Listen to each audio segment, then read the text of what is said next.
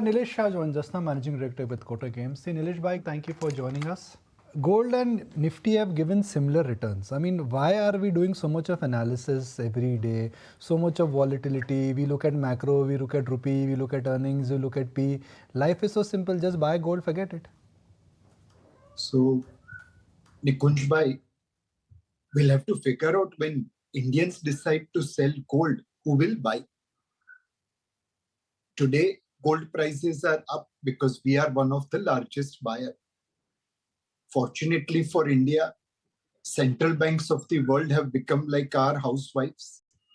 They have realized that keeping money in dollar, yen, euro, renminbi securities is risky, as Russian central bankers have realized.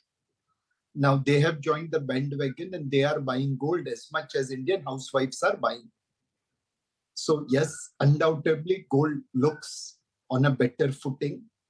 It has delivered great return like equity, but we'll have to realize whether we'll be able to liquidate gold or not. Okay.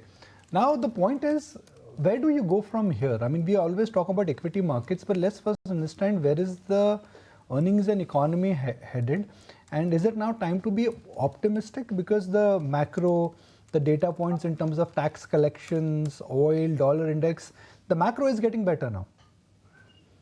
So, Nikunj, it is not about macro going down or earnings not growing.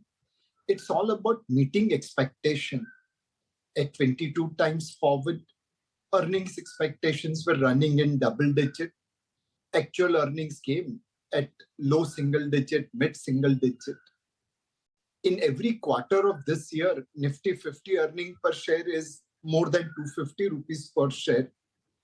Overall, we are on our way to achieve 1030 Nifty EPS. The growth is likely to be mid-single digit over last year, and that was below expectation, which is why correction has set in. Now, expectations are low, and there are reasonably good chances with good monsoon and improving domestic macros. We should be able to get somewhere around 1150 EPS for Nifty 50 next year. It is the earnings growth ahead of expectation which will drive the market upwards. So what should be our approach now? Stay with the market or sell the market on every uptick? So Nikunj bhai, in the short-term market is like voting machine. Money flow determines prices. In the long-term market is like weighing machine. Fundamentals determine prices. As of today, FPIs are seller. They have been selling quite consistently, quite aggressively. Their side is well known. No one is going to give easy exit to them by taking market up. If they are selling, market will continue to fall. As their selling stops, market will bottom out. And as their buying starts, markets will start rising. Undoubtedly, over longer term, fundamentals will play. This is fair value market where large caps are below historical average. Mid and small cap are still around historical average. So you should maintain neutral weight to equity. Give preference to quality over momentum. Give preference to high floating stock market determined prices versus low floating stock kind of manipulated prices. And go for reasonable valuation over expensive valuation. Be overweight large cap as small and mid caps are still trading at premium to historical average.